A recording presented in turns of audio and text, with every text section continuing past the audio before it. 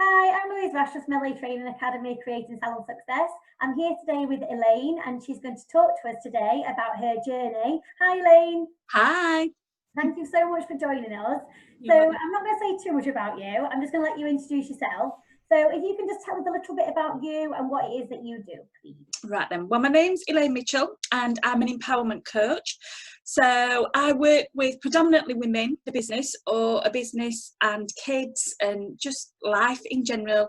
And they just feel a bit like they're either not in control or they've lost themselves. Oh, perfect. I'm sure we could all do with a little bit of that. But you've not always done that, have you? Tell us a little bit about where you started and how you've ended up being a coach. I just wanted to be a beauty therapist. I've no idea why. Obviously, just something in you, a calling. I know. So when I trained to do beauty therapy, I was at school at my the options interview. It was like, what are you going to do when you leave school? And I said, I want to be a beauty therapist. And I'll never forget Mrs. Henderson, the head of the academy, said, you can't be a beauty therapist because you bite your nails, you've got acne, and you're far too clever. And I was like, well, yeah, I do bite my nails and I have got acne. And it just totally floored me, gave my confidence such a drop that I didn't do beauty therapy. I went and did fashion design. I didn't hate it. Yeah. I didn't hate fashion design, but I just didn't fit, and I didn't enjoy being at college. So then I left and went to work in an office, which I didn't enjoy as well. So I trained to do beauty therapy at the age of 24. Went to college part-time, couple of nights a week. Was way back in the day when you did everything. You did facials, waxing, pedicures, manicures, makeup, everything was included, and then I did an add-on course of massage as well. It just shows that when you've got that passion or that calling, that you end up there anyway, don't you? So I did my beauty therapy course, and then I'd got a car, and I didn't want to work in a salon because I had no confidence. I got absolutely no confidence. I just didn't feel confident enough to go and work in a salon. And to be honest, I didn't really want to go and work in a salon or behind a counter or anything. So I set up on my own, and I did beauty therapy mobile. So I went round and did mobile beauty therapy, and because I was a civil servant, I worked in a big office in Sheffield, and I used to do like eyelashes, waxing, and things in the canteen or in the spare rooms or anything in my lunch shower and break. Yeah. I suppose you were in demand, that people want to take the opportunity while they can have it on their lunchtime, you know. Yeah, definitely, yeah. You were obviously, thinking about it now, that's really popular, isn't it, for therapists to go into businesses. So you were way ahead of the game. You could have, you were already doing it. I didn't know. I had no idea. Well, it sounds like this Mrs. Henderson's got a lot to answer for, because she should have been doing this way before, and she's knocked your confidence, but now you're helping people increase their confidence. So in a weird way, maybe, like, she's actually helped you, like, we do it when we're meant to do it, I guess. I believe in that. And also you're now helping other people. So you've obviously found your confidence, and not even realising how ahead of the game you were, or should I say, and such an independent person to actually just go out there and think, I don't want to work in a salon, I'm just going to do it myself. So quite driven then. I am a bit of a maverick. I don't like being told what to do. So, but I think the main thing came about is when I love makeup. I used to love, I don't wear a great deal of makeup myself, but I love putting makeup on people. I love helping them to find different looks and things like that. And I used to do a lot of bridal makeup, and I was a bridal trainer in the area, helping people to get bridal looks and that sort of thing. I had a really, really lovely portfolio. I used to love it. But I always remember I used to do quite a lot of men as well, transvestites. Oh wow. I remember one particular weekend I was at a full event, and one girl did all the makeup, and she said, right, I'm going to Meadow Home now to do some shopping. I've got to go and buy some artwork because my family think that John, it wasn't that name, but the family think that John is on an art exhibition in Italy, so I've got to go and buy some art. And I just thought, how sad is that? Because that girl was in an absolute element with all the makeup on, absolutely loved feeling as she felt at that time. But then as soon as that makeup came off, into a different world and was not the true self. Even if you got all the makeup on and you looked wonderful on the outside, if what's in here is not congruent, if it's not showing, if you are not saying the same inside as what the outside looks, you're going to be unhappy. So I trained to become a coach, and I trained to develop myself so that my confidence grew, because I was exactly the same. It was like, oh yeah, I can make everybody else feel wonderful. That makes me feel wonderful. But when I'm not making people feel wonderful, I don't feel so wonderful myself inside. So I did a lot of work on that, on my personal confidence, on my self-esteem and all that. And learning business as well, because I was rubbish when I was mobile, absolutely rubbish. I never made any money. I was like, no, you were that person who doesn't charge enough money, weren't you? It drive me insane. I know, and I do.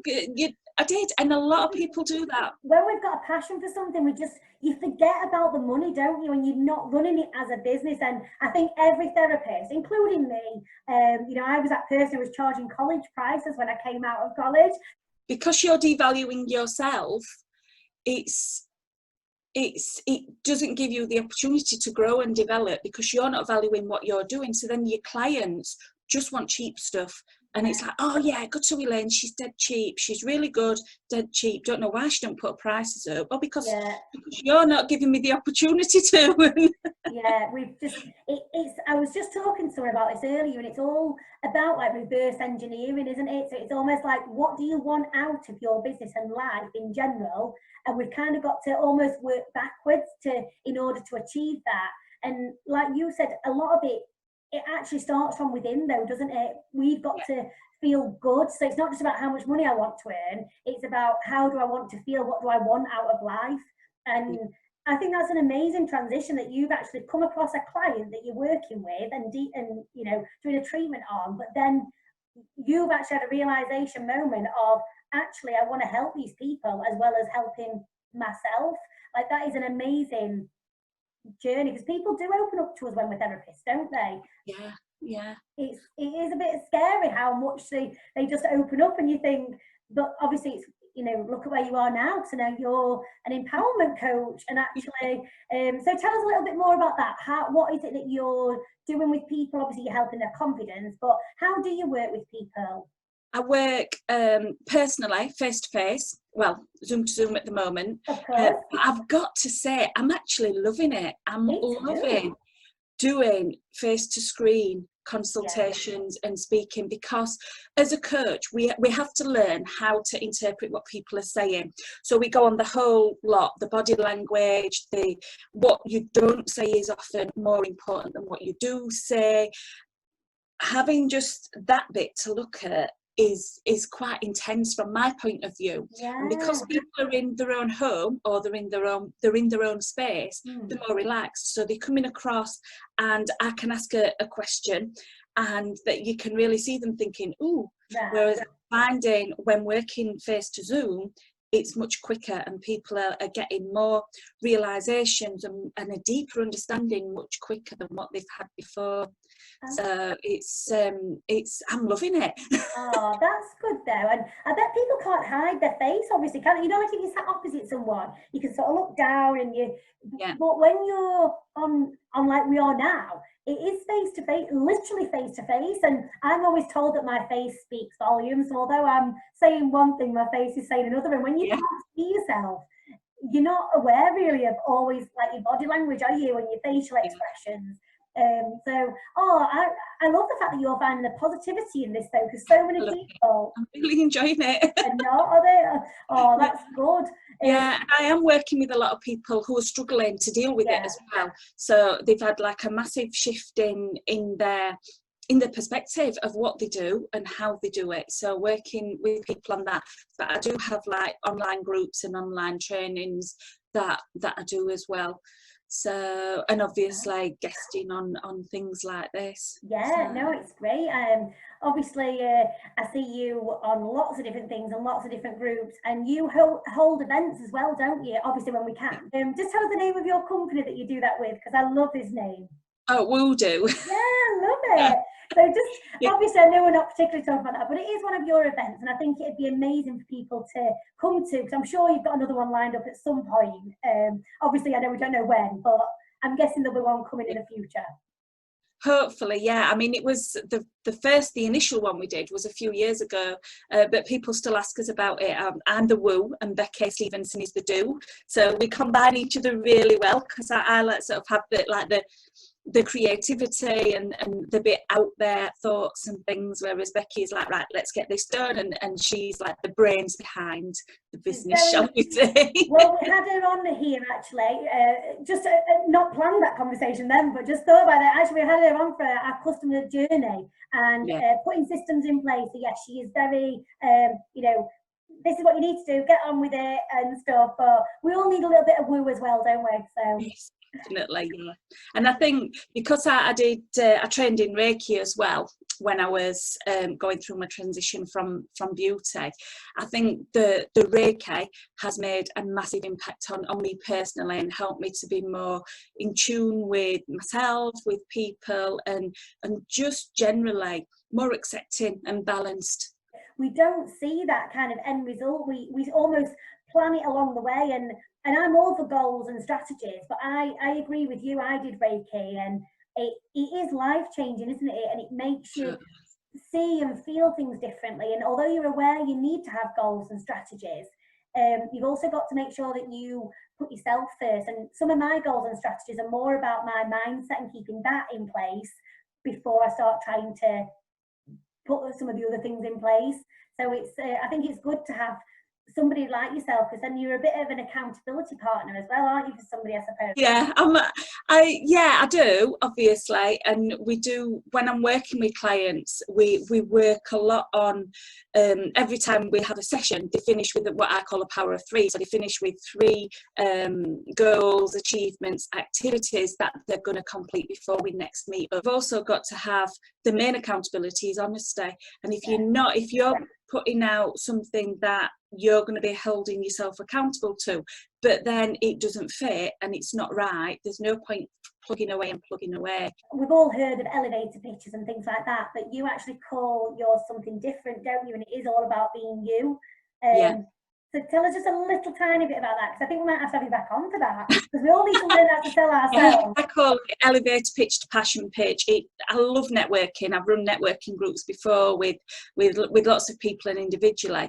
But yeah, I think the elevator pitch is just ridiculous. It's a ridiculous concept from the moment you think about it, because we're British, we don't get in an elevator, we get in a lift.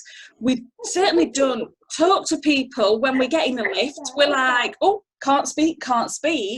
So why would you say, give me your elevator pitch? Because that just gives totally negative connotations anyway. I'm big on how we word things. I just think you love your business or your job or whatever it is you're doing, you need to talk to somebody about it. Bring that passion that you've got about it in, and bring it in by giving a story, giving a testimonial, saying a funny story about something that happened to you on the way to the office. I think they say, don't they, people buy from people, and passion, you don't need to tell someone you're passionate, do you? Because people can see that. When I first qualified as a coach, did lots of networking. So I used to go to the networking and it was like, I'm a coach, and it used to get to me and I'd say, well, this is like death by life coaching, isn't it? What on earth? I can help you change your life, I can help you do this, but you've got to like me and I've got to like you to it, that, rather than this is what we're going to do and this is how I can make you feel. Because everybody else is saying the same thing. You need to be able to differentiate yourself and say, well, this is me, this is me. You don't even need to talk about what you do, it's about how you make people feel. I think you're right, it does play a big part. You've got to be, and you've got to fit together, haven't you? You've got to gel. When I used to do my massage and facials, I used to love doing like big, long, luxurious facials on people, and I used to really, really get face on if people talked. I'd be like, You're supposed to be relaxing, sleep, I have get fun. like that. But a lot of people I've come to discover that half an hour of them talking non-stop about the kids, about the work, about whatever, is there relaxing, because Yeah. they may well be in a relationship at home where they're not allowed to have a voice, they're not allowed to have an opinion. So it's like being able to discover that and find that out. But you need the clients who resonate with you and who like you. You want people to come to you who you are going to enjoy serving. I've like recommended other coaches and therapists to clients who've not resonated, and we've not been on that same wavelength, or that gel has not happened. So yeah, I'll pass them on, because if I can't help them, then I know somebody else can. Yeah, I think it's the better fit, and that makes you a really honest and genuine person as well, doesn't it? And I think people come back to you or recommend you based on that alone. So just to sort of like talk about something else, because I think you're selling yourself a little bit short, because you've written books and everything, haven't you? Oh, yes, I have. Oh, I've got a copy here. Oh, that is not fixed actually. But it's not, because she obviously you sent me a brief through, didn't you? A little bit, obviously I know you anyway, but a little bit about yourself. And I thought, there's not even a single book mentioned on here. Like, why not? Ta-da! Oh, amazing. What's it called? So that's it. Oh, 7 Steps to Self-Empowerment. Amazing. Yeah. So yeah, so it came about. It's 2 years old, but this edition is the revamped one, and the one that I'm most proud of. The first one, it was like, oh, I'd get a book out because somebody just said. So I just bundled it together. A bit shameful, but yeah, got it printed, self-published, and had copies on there at that time. Afterwards I was like, it needs a bit more to it, so I have revamped it, and it's called 7 Steps to Self-Empowerment. So there's 7 different aspects to it, all designed to help you find yourself and then to be empowered to show everybody yourself. Wow. It's like the basis is always gratitude. That's what I work on, gratitude. So the basis is gratitude. With gratitude, people think that it's a to-do list, and it's not about that. It's about getting into the habit, getting into the regime, if you like, when you first start. And then after a while, you like realise and you think, oh, I wouldn't have behaved like that 3 weeks ago, 3 months ago, 3 years ago, whatever. I wouldn't have looked at that element before, but now look at it, and we just see things so differently. It doesn't stop things from being horrendous at all, but it helps you to cope with it much easier. So gratitude's the foundation. Then it goes on to different things over a course of either 7 days, 7 weeks, 7 months, over whatever. There's 7 different tasks in it. And then the back pages are journal pages. So you just journal your progress through it. I read something the other day, and it said, if you're grateful for things, you can't possibly see the negative. And I love being grateful for things, and people think I'm a bit crazy. Like, obviously, I've got this group on Facebook called Creating Salon Success, which obviously a lot of my listeners are part of. But I'm always going to about morning routines and that gratitude is part of my morning routine, as I'm sure it is yours. And it's not, like you say, it's not about a jobs list or a to-do list. It is genuinely seeing it life a different way, isn't it? But I think it's also important that you do realise that you can still feel negativity, you can still be angry, you can still be cross, you can still really, really get rock bottom, but it helps you to build your resilience quick, but it also helps you to step into which is my second step in the power of 3, into acceptance. And acceptance is being able to understand that things happen. We can't always have a jolly hockey sticks approach to things, but we can then be able to deal with them much easier, much quicker, and with a sense of well-being and knowledge that that's life. That is what it's about. So it's certainly not a to-do list. It's a tool that you need in your life, totally.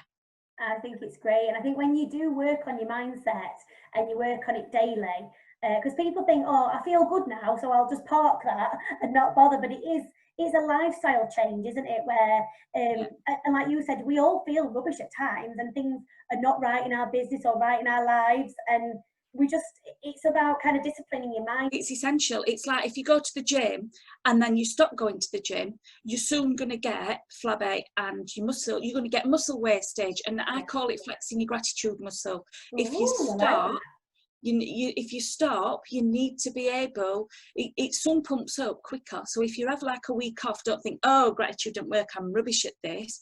It does, but you've just forgot about it for a while. Just like if you stopped going to the gym.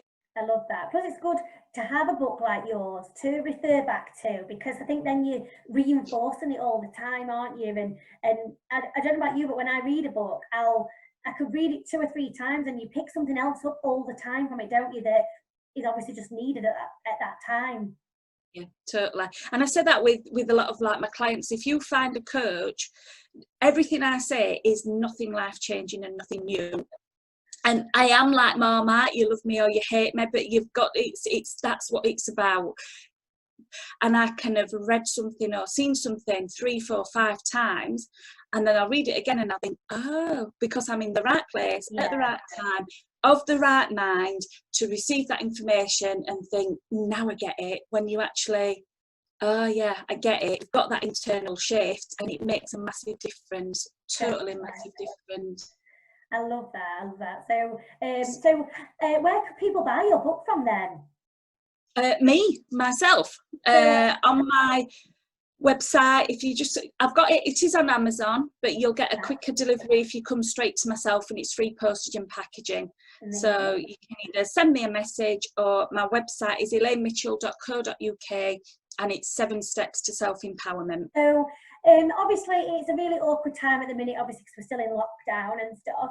So people are struggling with the mindset and everything. So top tip, I know we've had loads here, but what top tip would you leave us with today, just to try and keep people or get people started?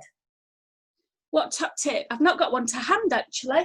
I have got a top tip to hand, but I was just going to try and show you one to hand. Oh, I can use this. So top tip, get yourself a hair bubble. Or something like that. Stick it on your non-dominant wrist. So I'm right-handed, this has gone on my left. Every time you have a thought that does not serve you, so a negative thought, or you get the voices in your head and it's like a teacher from childhood, or ingrained on you and giving you a story of you're rubbish, you're not good enough, I knew you were going to do that because you always do. Every time you get one of those thoughts in your head, twang your band. And you've got to give it a good pull. So it stings. Ow! Yes, that's it. Because then you can snap out of it, and then you just look at the opposite end of that thought. So I'm rubbish, I always do that. Well, not every time do you always do that. What can I do instead of doing that? And just look for the alternative. So twang your band. Oh, thank you so much, Elaine, for coming on. This has been so good, and obviously I love the woo side of things anyway, so I could talk about this forever. You're more than welcome. Thank you for having me. No problem at all.